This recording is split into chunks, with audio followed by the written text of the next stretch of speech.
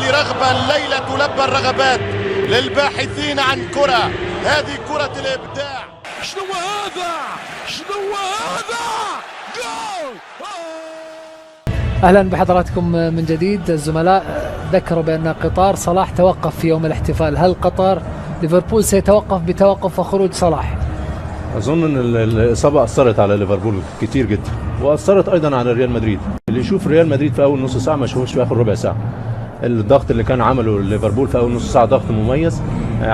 ريال مدريد عمل حساب المرتدات وسرعة صلاح وماني. في اعتقادي الإصابة مؤثرة. أتمنى إن شاء الله أن هو ما يبقاش إصابة كبيرة ويلحق كأس العالم إن شاء الله. إنما مع سبق الإصرار والتصرف، مع سبق الإصرار والتعمد يا محمد. تعمد بالنسبة لراموس طبعا دي جريمة. أنت بتقول القرصنة جريمة، راموس عمل جريمة في الملعب.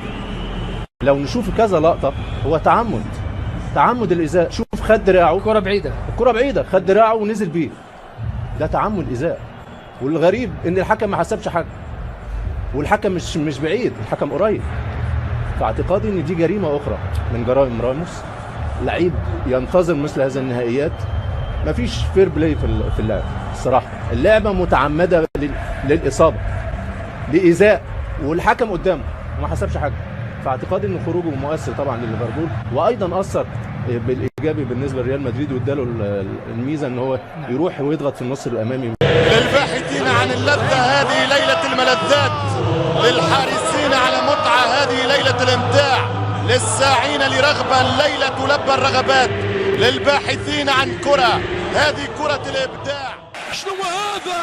شنو هذا؟ جول!